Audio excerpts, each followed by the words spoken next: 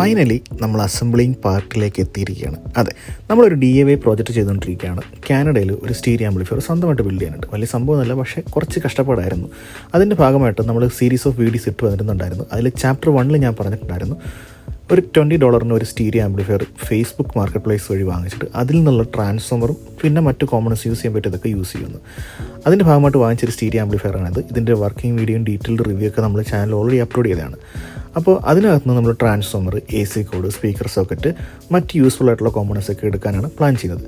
ആദ്യം ഞാൻ വിചാരിച്ചു ഈ ഒരു ബോർഡ് തന്നെ യൂസ് ചെയ്യാവുന്നത്. പക്ഷേ ഈ ഒരു ബോർഡിൻ്റെ മറ്റ് കോമ്പണൻസും ഫീഡ്ബാക്ക് സെക്ഷനൊക്കെ വേറൊരു വലിയ ബോർഡിനകത്താണ്. അപ്പോൾ ഇതെല്ലാം കൂടെ നമ്മുടെ ഡിസൈനിനകത്ത് ഉൾക്കൊള്ളാൻ പറ്റത്തില്ല.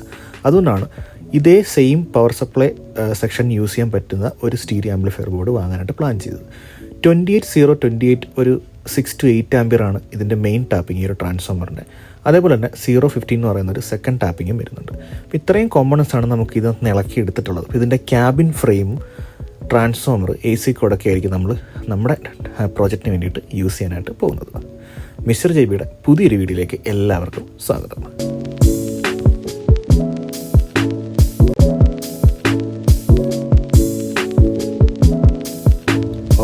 അപ്പോൾ നമ്മൾ പ്ലാൻ ചെയ്ത പോലെ തന്നെ ആ ഒരു ആംപ്ലിഫയറിൽ നിന്നും അതിൻ്റെ ബേസ് ഫ്രെയിം മാത്രമാണ് നമ്മൾ എടുത്തിട്ടുള്ളത്, ക്യാബിൻ്റെ പാർട്ടായിട്ടുള്ള ബേസ് ഫ്രെയിം മാത്രം. ഇനി നമുക്ക് ആവശ്യമുള്ള രീതിയിൽ നമുക്ക് ഈ ഒരു ക്യാബിനെ ഡിസൈൻ ചെയ്തെടുക്കാം. അതിന് വേണ്ടിയിട്ട് ട്രാൻസ്ഫോമറിന് വേണ്ടിയുള്ള ഹോള് ആദ്യം ഡ്രിൽ ചെയ്യാം.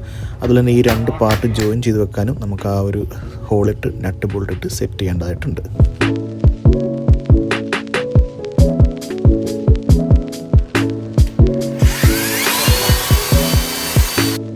ഓക്കെ, അപ്പോൾ നമ്മുടെ ഫസ്റ്റ് ഐറ്റം റെഡി ആയിട്ടുണ്ട്. ക്യാബിൻ്റെ ഒരു സ്കെലിട്ടൺ അല്ലെങ്കിൽ ഫ്രെയിം വർക്ക് റെഡി ആയിട്ടുണ്ട്. ഇനി നമുക്ക് ബോട്ടം ബുഷ് പിടിപ്പിക്കാം. അതേപോലെ തന്നെ ഈ ഒരു ക്യാബിനിലേക്ക് ട്രാൻസ്ഫോമറോട് ജസ്റ്റ് ഒന്ന് സെറ്റ് ചെയ്ത് വെക്കാം. ഇത് പെർമനൻ്റ്ലി സെറ്റ് ചെയ്യല്ല കേട്ടോ, ഒരു ട്രയൽ ആൻഡ് എറർ ചെക്ക് ചെയ്യുന്നുള്ള രീതിയിൽ എല്ലാം നമ്മൾ സെറ്റ് ചെയ്ത് നോക്കണം. എന്നിട്ടേ ഫൈനൽ അസംബ്ലിയിലേക്ക് നമ്മൾ പോവുകയുള്ളൂ.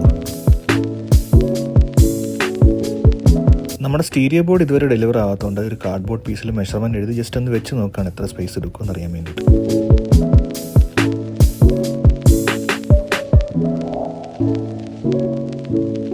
ഇത് ആക്ച്വലി മേക്കപ്പ് സാധനങ്ങളൊക്കെ ഇട്ട് വെക്കാൻ വേണ്ടി ഉപയോഗിക്കുന്ന ഒരു ട്രാൻസ്പെറൻറ്റ് ബോക്സാണ്. ഡോളർമ എന്ന് പറയുന്ന ഷോപ്പിൽ നിന്ന് $3.5 ഞാനിത് വാങ്ങിച്ചിട്ടുള്ളത്. നമ്മുടെ ആംപ്ലിഫയറിൻ്റെ ടോപ്പ് പാനൽ ട്രാൻസ്പെറൻ്റ് ആണ്. അപ്പോൾ അതിൻ്റെ മുകളിലായിട്ടാണ് ഈ ഒരു ട്യൂബ് പ്രീ ആംപ്ലിഫയർ സെക്ഷൻ വരുന്നത്. അപ്പോൾ ഞാൻ കരുതി അതും ട്രാൻസ്പെറൻ്റ് ആക്കാവുന്നത്. അപ്പോൾ ആ ഒരു ബോക്സ് കട്ട് ചെയ്ത് നമുക്ക് വേണ്ടുന്ന രീതിയിൽ ആക്കാൻ വേണ്ടിയിട്ട് ഉപയോഗിക്കുന്ന ഒരു നൈഫാണിത്. ഇത് ആക്ച്വലി അക്രിലിക് ഷീറ്റ് കട്ട് ചെയ്യാൻ വേണ്ടി ഉപയോഗിക്കുന്നതാണ്. ഇത് അളുങ്ക് പോലത്തെ എന്തോ പ്ലാസ്റ്റിക് മെറ്റീരിയലാണ്. അപ്പോൾ അത് കട്ട് ചെയ്യാനായിട്ട് ഞാൻ ഈ ഒരു നൈഫ് തന്നെയാണ് ഉപയോഗിക്കുന്നത്. അത് നമുക്ക് വേണ്ടുന്ന രീതിയിൽ കട്ട് ചെയ്ത് എടുക്കാം.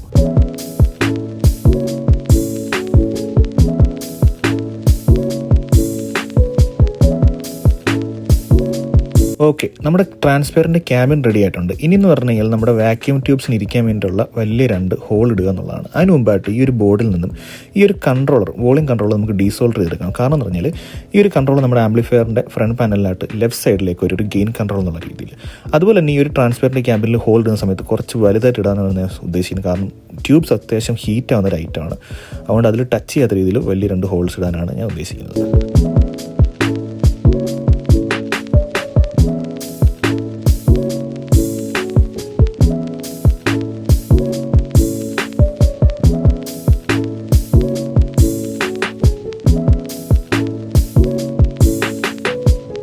ഓൾ റൈറ്റ്, അപ്പോൾ നമ്മുടെ ട്യൂബ് പ്രീ സെക്ഷൻ ആ ഒരു ക്യാബിനിലേക്ക് സെറ്റ് ചെയ്തിട്ടുണ്ട്.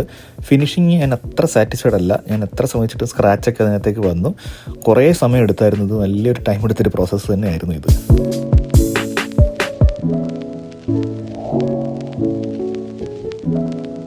ഈ ഒരു സമയം കൊണ്ട് തന്നെ നമ്മുടെ സ്റ്റീരിയോ ആംപ്ലിഫയർ ബോർഡും ടോൺ കൺട്രോൾ ബോർഡും എല്ലാം നമുക്ക് കിട്ടിയിട്ടുണ്ടായിരുന്നു. അപ്പോൾ ഇതെല്ലാം ടെസ്റ്റ് ചെയ്ത് ക്യാബിനിലേക്ക് സെറ്റ് ചെയ്ത് ജസ്റ്റ് ഒന്ന് ചെക്ക് ചെയ്യുക എന്നുള്ളതാണ് ഈ ഒരു സ്റ്റേജിൽ ചെയ്യുന്നത്. കാരണം എന്തെങ്കിലും കംപ്ലയിൻ്റ് ഉണ്ടെങ്കിൽ റിട്ടേൺ അയക്കുക, അങ്ങനെയൊക്കെയുള്ള കാര്യങ്ങളൊക്കെ ആയിരിക്കും നമ്മൾ ഈ ഒരു സ്റ്റേജിൽ ചെയ്യുന്നത്.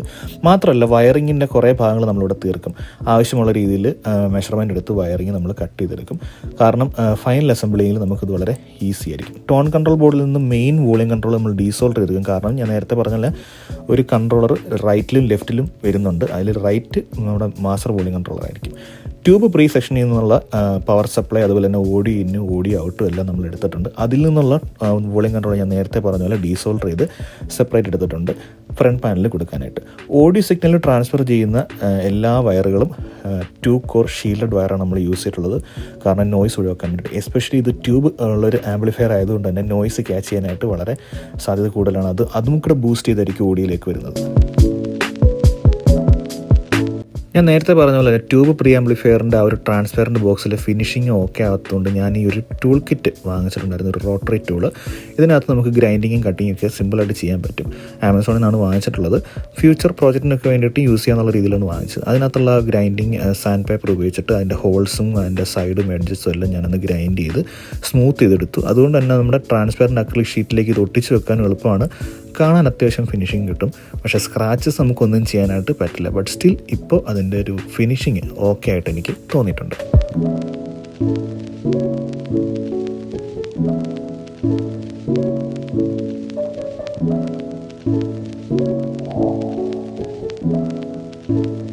ചാപ്റ്റർ 1 പറഞ്ഞ പോലെ തന്നെ മിനിമം ബഡ്ജറ്റ് മാത്രമേ എൻ്റെ ഉള്ളതുകൊണ്ട് ക്യാബിൻ നമ്മൾ തന്നെയാണല്ലോ മേക്ക് ചെയ്യുന്നത്. അതിന് വേണ്ടിയിട്ട് ഈ ഒരു ബ്ലാക്ക് ഫോം ബോർഡും അതുപോലെ തന്നെ ഈ ഒരു റെഡ് കളറിലുള്ള ചാർട്ടും ഒക്കെ ആയിരിക്കും നമ്മൾ യൂസ് ചെയ്യുന്നത്. നമ്മുടെ ഫ്രെയിം എടുത്തതിൻ്റെ മെഷർമെൻറ്റ് നോക്കുമ്പോൾ ഏകദേശം 16 ഇഞ്ച് വൈഡായിട്ട് വരുന്നുണ്ട് നമ്മുടെ ആംപ്ലിഫയർ. അതുപോലെ ബാക്കിലേക്ക് ഒരു 9 ഇഞ്ച് ഡെപ്തും 4 ഇഞ്ച് ഹൈറ്റും ആയിരിക്കും ക്യാബിൽ വരുന്നത്. അതിനനുസരിച്ച് ആദ്യം നമ്മൾ ഈ ഒരു ഫോം ബോർഡിൽ നിന്നും ടോപ്പ് പാനൽ വേണ്ടി കട്ട് ചെയ്തെടുക്കുകയാണ്. ടോപ്പ് പാനൽ എന്ന് പറയുമ്പോൾ ഒരു ഫ്രെയിം മാത്രമേ നമുക്ക് വരുള്ളൂ. കാരണം ആ ഒരു ഫ്രെയിമിനുള്ളിലായിരിക്കും നമ്മുടെ ട്രാൻസ്പെറൻറ്റ് അക്രിലിക് ഷീറ്റ് ഇതുപോലെ വരുന്നത്. അപ്പോൾ ആ ഒരു അക്രിലിക് ഷീറ്റ് ആ ഒരു ഫ്രെയിമിലേക്ക് ഇരിക്കാൻ വേണ്ടിയിട്ട് ഒരു സപ്പോർട്ടിങ് ഒരു ഫ്രെയിമും ഞാനതിലേക്ക് സെറ്റ് ചെയ്തെടുക്കുന്നുണ്ട്. അതിന് വേണ്ടിയിട്ട് ഞാൻ ഈ ഒരു ഗ്ലൂ ആണ് ഉപയോഗിക്കുന്നത്. ഇത് ആക്ച്വലി സോൾവൻറ്റ് ബേസ്ഡ് ആണ്. അപ്പോൾ ഇത് ഫോം ബോർഡിൽ ഉപയോഗിച്ച് കഴിഞ്ഞാൽ അത് ഉരുകിപ്പോവും. പക്ഷേ അതിൻ്റെ ആ ഒരു പേപ്പർ സൈഡിലാണ് ഉപയോഗിക്കുന്നത് കൊണ്ട് അത് ഉരുകുന്ന പ്രശ്നം വരുന്നില്ല. അതുകൊണ്ട് ഞാൻ ജസ്റ്റ് ആ ഒരു ഫ്രെയിമും കൂടെ, അതായത് ആ ഒരു അക്രിലിക് പാനലിൽ ഇരിക്കാൻ വേണ്ടിയുള്ള ഫ്രെയിമും കൂടെ എടുത്തിട്ടുണ്ട്. ഇനി നമുക്കിതിൻ്റെ ആംപ്ലിഫയർ ക്യാബിനിലേക്ക് സെറ്റ് ചെയ്യാം. ഇത് ഒട്ടിച്ചതിന് ശേഷമാണ് ഞാനൊരു കാര്യം ഓർത്തത്. ഇതിൻ്റെ SMPSനുള്ള ഹോളും അതേപോലെ തന്നെ ആംപ്ലിഫയർ ബോർഡിനുള്ള ഹോളും ഒന്നും ഇട്ടില്ല. ആ ഒരു SMPS എന്തിനാണെന്ന് വെച്ച് കഴിഞ്ഞാൽ നമുക്ക് ട്യൂബ് പ്രീ ആംപ്ലിഫയർ സെക്ഷന് വേണ്ടിയിട്ട് ഒരു സ്റ്റേബിൾ 12 വോൾട്ട് DC സപ്ലൈ കൊടുക്കാൻ വേണ്ടിയിട്ടാണ് അത് ഉപയോഗിക്കുന്നത്. അപ്പോൾ അതിനുള്ള ഹോളും അതേപോലെ തന്നെ നമ്മുടെ മെയിൻ സ്റ്റീരിയോ ആംപ്ലിഫയർ ബോർഡിനുള്ള ഹോളും നമ്മൾ അതിലേക്ക് ക്യാബിനിലേക്ക് ഇടുകയാണ്.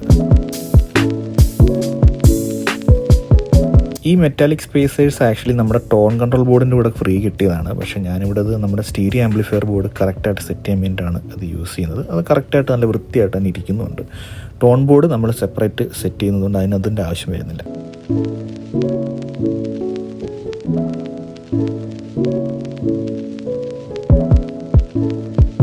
ആ ഒരു ടോപ്പ് ട്രാൻസ്പെറൻറ്റ് ക്യാബിൻ ഒന്നും കൂടെ ഒന്ന് ലെവൽ ചെയ്യാൻ വേണ്ടി സാൻഡ് പേപ്പർ ഉപയോഗിച്ചിട്ടൊന്ന് ലെവൽ ചെയ്തെടുത്തിട്ടുണ്ട്. സെയിം ഗ്ലൂ ഉപയോഗിച്ചിട്ട് നമ്മുടെ അക്രിലിക് ഷീറ്റിലേക്ക് അത് ഒട്ടിച്ച് വെച്ചു. അപ്പോൾ കംപ്ലീറ്റ്ലി നമ്മുടെ ആംപ്ലിഫയറിൻ്റെ ടോപ്പ് പാനൽ ട്രാൻസ്പെറൻ്റ് ആയിട്ട് വന്നിട്ടുണ്ട്. അകത്തുള്ള എല്ലാം നമുക്ക് ക്ലിയർ ആയിട്ട് കാണാനായിട്ട് പറ്റും. പിന്നെ നമ്മൾ എടുത്തിട്ടുള്ള ആ ഒരു ഫ്രെയിം വർക്ക് ഒന്ന് ലെവലല്ലായിരുന്നു, അത് കുറച്ച് അൺഈവനായിരുന്നു. അപ്പോൾ അത് നമ്മൾ ഫോം ബോർഡ് ഉപയോഗിച്ചിട്ടൊന്ന് കട്ട് ചെയ്ത് ഫ്രണ്ട് പാനൽ കറക്റ്റായിട്ട് വെക്കാൻ വേണ്ടിയിട്ട് ഒന്ന് ലെവൽ ചെയ്തെടുക്കുകയാണ് ചെയ്യുന്നത്. മീൻവെയിൽ ഞാനതിൻ്റെ സൈഡ് പാനലും ബാക്ക് പാനലും ഫ്രണ്ട് പാനലും കട്ട് ചെയ്തെടുത്തിട്ടുണ്ടായിരുന്നു. ആ ഒരു ഭാഗം ഞാൻ കട്ട് ചെയ്ത് കളഞ്ഞു, ഒരുപാട് ലെങ്ത് ആവാതിരിക്കാൻ വേണ്ടിയിട്ട്. നമ്മൾ ആ ഒരു വിൻറ്റേജ് ആംപ്ലിഫയർ എന്ന് ഉപയോഗിച്ചിട്ടുള്ള ആ ഒരു ഫ്രെയിം വർക്ക് ഉണ്ടല്ലോ, അതിനൊരു സ്ട്രക്ചറൽ സ്ട്രെങ്ത് ഈ ഒരു ആംപ്ലിഫയറിന് കൊടുക്കുന്നുണ്ട്. നമ്മൾ ഉപയോഗിക്കുന്ന ഈ ഒരു ഫോം ബോർഡ് ഉപയോഗിച്ചിട്ട് നമുക്ക് ഇഷ്ടമുള്ള രീതിയിൽ കസ്റ്റം ചെയ്തെടുക്കാനായിട്ടും കഴിയുന്നുണ്ട്. ബാക്ക് പാനൽ ഇരിക്കാൻ വേണ്ടിയിട്ട് ഒന്ന് സപ്പോർട്ടിന് സ്ക്രൂ ചെയ്യാൻ വേണ്ടിയിട്ടുള്ള ഒരു ഭാഗം ഞാൻ കട്ട് ചെയ്ത് ഒട്ടിച്ചു. ഇതാണ് നമ്മുടെ ഫ്രണ്ട് പാനൽ എന്ന് പറയുന്നത്. 2 വോളിയം കൺട്രോൾ ഉണ്ടെന്ന് ഞാൻ നേരത്തെ പറഞ്ഞിരുന്നു, ഗെയിനും മാസ്റ്റർ വോളിയം. അതിന് വേണ്ടിയിട്ട് 48 mm വരുന്ന ഗോൾഡൻ നോബുകളാണ് ഉപയോഗിക്കുന്നത്. ബേസ് മിഡ് ട്രിബിളിന് വേണ്ടിയിട്ട് സിൽവർ നോബുകളായിരിക്കും ഉപയോഗിക്കുന്നത്. 2 VU മീറ്റർ വരുന്നുണ്ട്. അതിനൊരു റെഡ് റിങ് കൊടുക്കുന്നുണ്ടെന്ന് ഞാൻ നേരത്തെ മറ്റ് ചാപ്റ്ററിൽ പറഞ്ഞിട്ടുണ്ട്. അതിനുള്ള റിങ് നമുക്ക് കട്ട് ചെയ്തെടുക്കാം. സെയിം ഫോം ബോർഡ് ഉപയോഗിച്ചിട്ട് തന്നെ ആയിരിക്കും നമ്മൾ കട്ട് ചെയ്തെടുക്കുന്നത്. കട്ട് ചെയ്ത് റിങ് ആയതിനു ശേഷം അതിൻ്റെ ടോപ്പിലായിട്ട് റെഡ് കളർ ചാർട്ട് നമ്മൾ ആഡ് ചെയ്യുന്നതായിരിക്കും.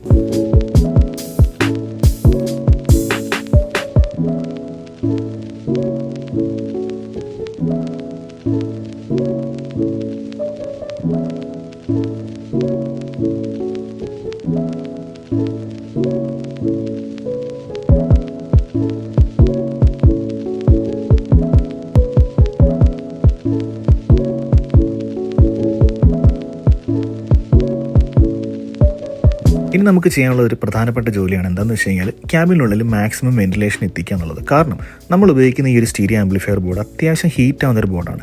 ഞാൻ നിലവിൽ ഉപയോഗിക്കുന്ന സ്പീക്കറിലോട് വെച്ചിട്ട് അത്ര ഹെവിയായിട്ട് ഹീറ്റ് ആവുന്നില്ലെങ്കിൽ പോലും സ്റ്റിൽ ഭാവിയിൽ ഒരു സേഫ്റ്റി ഇഷ്യൂ ഉണ്ടാകാതിരിക്കാൻ വേണ്ടിയിട്ട് ഇപ്പോൾ ഈ ഒരു ഉപയോഗിക്കുന്ന ഫോം ബോർഡ് ഉരുകുക അങ്ങനെയൊക്കെയുള്ള ഇഷ്യൂ ഒഴിവാക്കാൻ വേണ്ടിയിട്ടാണ് ഒരു വെന്റിലേഷൻ മെയിൻറ്റെയിൻ ചെയ്യാൻ വിചാരിച്ചത്. അപ്പോൾ അതിന് ഉപയോഗിക്കാൻ വേണ്ടിയിട്ടൊരു മെഷ് അല്ലെങ്കിൽ ഒരു നെറ്റ് തപ്പി നടന്നപ്പോഴാണ് സെയിം ഡോളർമ എന്ന് പറയുന്ന ആ ഒരു ഷോപ്പിൽ ഈ ഒരു ഫയൽ ഹോൾഡർ കണ്ടത്. അതിൻ്റെ സൈഡൊക്കെ വരുന്നത് മെറ്റാലിക് മെഷാണ്, അല്ലെങ്കിൽ ഒരു നെറ്റ് പോലെയാണ് വരുന്നത്.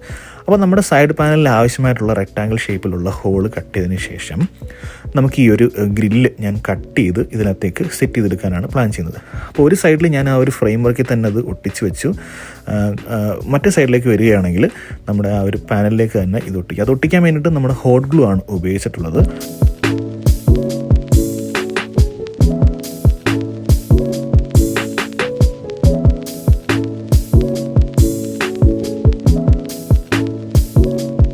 ബാക്ക് പാനലിലേക്ക് നോക്കുകയാണെങ്കിൽ ആംപ്ലിഫയറിൻ്റെ ഹീറ്റ് സിങ്ക് തൊട്ടടുത്തായിട്ടാണ് ആ ഒരു പാനലിൽ വരുന്നത്. അതുകൊണ്ട് തന്നെ ആ ഒരു ഭാഗത്തും വലിയൊരു റെക്റ്റാങ്കിൾ ഷേപ്പിൽ കട്ട് ചെയ്തെടുത്തിട്ട് ആ ഒരു ഭാഗത്തേക്കും ഈ പറഞ്ഞ മെറ്റാലിക് മെഷ് ആഡ് ചെയ്ത് കൊടുത്തു.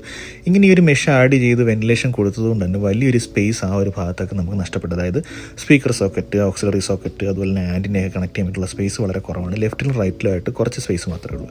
ഇനി നമ്മുടെ ആംപ്ലിഫയറിൻ്റെ ഡിസൈൻ അനുസരിച്ച് ലെഫ്റ്റിലും റൈറ്റിലും ആയിട്ട് ഒരു ഹീറ്റ് സിങ്കിൻ്റെ ഫിൻസ് എന്നൊക്കെ ഉള്ള പറയുന്ന പോലെ ഒരു ഡിസൈൻ നമ്മൾ കൊടുത്തിട്ടുണ്ടായിരുന്നു. അപ്പോൾ അതിന് വേണ്ടിയിട്ട് സെയിം ഫോം ബോർഡ് തന്നെയാണ് ഞാൻ റെക്റ്റാങ്കിൾ ഷേപ്പിൽ കട്ട് ചെയ്തെടുത്ത് ഒരേ അളവിന് കട്ട് ചെയ്തെടുത്തിട്ട് 2 എഡ്ജസ് ഒന്ന് കർവ് ചെയ്തെടുത്തിട്ടുണ്ട്. അപ്പോൾ ഒരു ഹീറ്റ് സിങ്ക് ഫീൽ കിട്ടാൻ വേണ്ടിയിട്ട് മാത്രമാണ്, ഒരു വിഷ്വൽ അപ്പീലിംഗ് മാത്രമാണ് കേട്ടോ. അപ്പോൾ നമ്മുടെ 2 സൈഡ് പാനലിന് ആയിട്ടും ഒരേ അളവിൽ ഈ പറയുന്ന ഫിൻസ് നമുക്ക് ഇതിലേക്ക് ഒട്ടിച്ചു കൊടുക്കാം.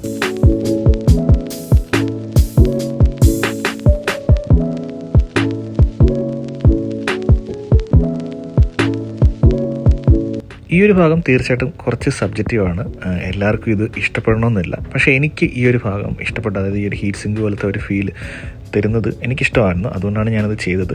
അത് ഡിപ്പെൻസ് ആണ്, ഓരോരുത്തർക്കും ഓരോ അഭിപ്രായമാണല്ലോ. അപ്പോൾ 2 സൈഡ് പാനലിലേക്ക് ഞാൻ ഈ ഒരു ഫിൻസ് ആഡ് ചെയ്ത് ഇതിൻ്റെ ഫൈനൽ ഫിനിഷിങ്ങിൽ നമുക്ക് പെയിൻ്റൊക്കെ ചെയ്ത് വൃത്തിയാക്കി എടുക്കുമ്പം നല്ല വൃത്തി വരുമെന്നാണ് പ്രതീക്ഷിക്കുന്നത്.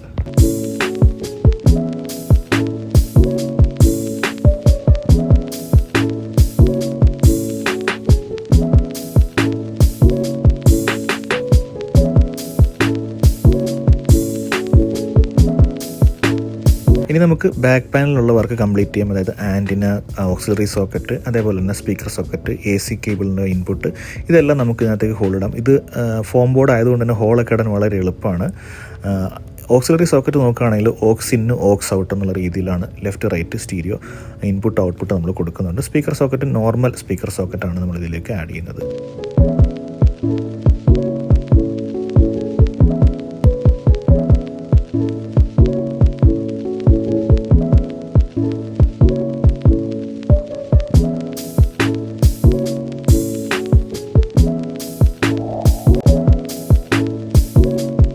ഫ്രണ്ട് പാനലിലേക്ക് വരുമ്പോൾ അത് വൃത്തിയായിട്ട് ചെയ്തില്ലെങ്കിൽ അതിൻ്റെ കംപ്ലീറ്റ് ലുക്ക് നശിച്ചു പോകാൻ ചാൻസ് ഉണ്ട്. അതുകൊണ്ട് തന്നെ ശ്രദ്ധിച്ച് ഇതിൻ്റെ സെൻറ്റർ പാർട്ട് കറക്റ്റായിട്ട് കണ്ടുപിടിച്ചിട്ട് ലെഫ്റ്റിലും റൈറ്റിലും ഈക്വലായിട്ട് VU മീറ്ററിനുള്ളതും അതേപോലെ തന്നെ വോളിയം കൺട്രോൾസിന് വേണ്ടിയിട്ടുള്ള ഹോള് ഞാൻ കട്ട് ചെയ്തെടുത്തു.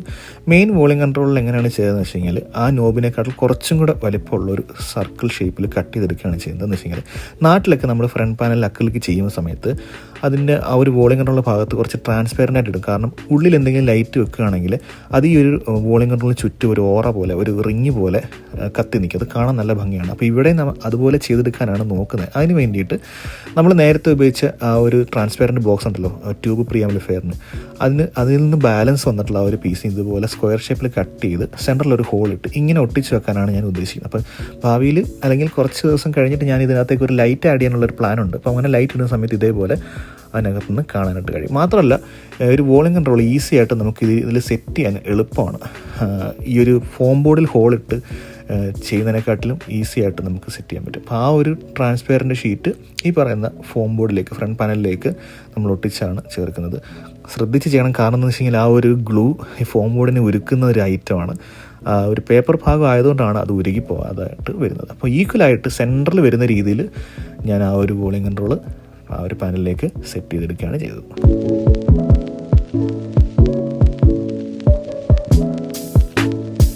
വീണ്ടും നമ്മൾ ഫോം ബോർഡ് ഉപയോഗിച്ചിട്ട് ചെറിയ ചെറിയ പീസസ് കട്ട് ചെയ്തെടുത്തിട്ടുണ്ട്. കാരണം ഇതേപോലെ ഫ്രണ്ടിലും ഇതേപോലെ ചെറിയ ഫിൻസുകൾ നമ്മുടെ ഡിസൈൻ അനുസരിച്ച് ആംപ്ലിഫയറിൽ വരുന്നുണ്ട്. അപ്പോൾ അതിന് വേണ്ടിയിട്ട് ചെറിയ പീസിൻ്റെ ഒരു സൈഡ് ഒരു കോർണർ ഇങ്ങനെ കർവ് ചെയ്തെടുത്ത് ആ ഒരു ഭാഗത്തേക്ക് ഒട്ടിച്ച് ചേർക്കുകയാണ് ചെയ്യുന്നത്.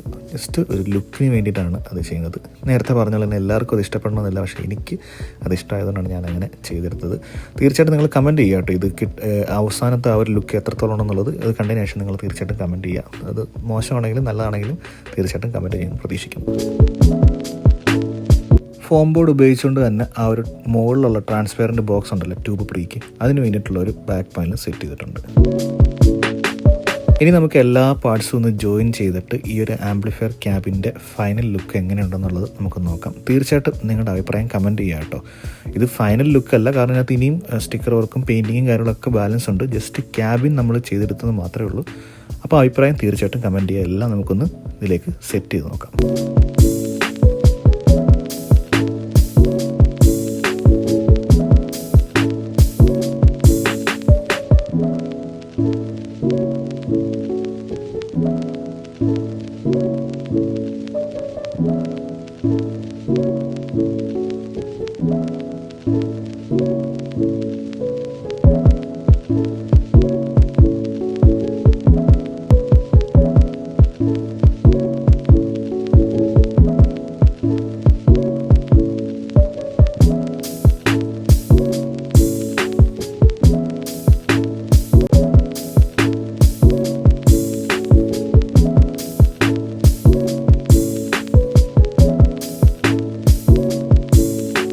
അപ്പോൾ ഗൈസ്, എന്താണ് നിങ്ങളുടെ അഭിപ്രായം എന്നുള്ളത് തീർച്ചയായിട്ടും കമൻറ്റ് ചെയ്യുന്ന പ്രതീക്ഷിക്കുന്നു. അപ്പോൾ ഇതാണ് നമ്മുടെ ഓവറോൾ ലുക്ക് എന്ന് പറയുന്നത്. സ്റ്റീരിയോ ആംപ്ലിഫയറിൻ്റെ ഡിസൈൻ അനുസരിച്ച് തന്നെ വന്നു എന്ന് പ്രതീക്ഷിക്കുന്നു.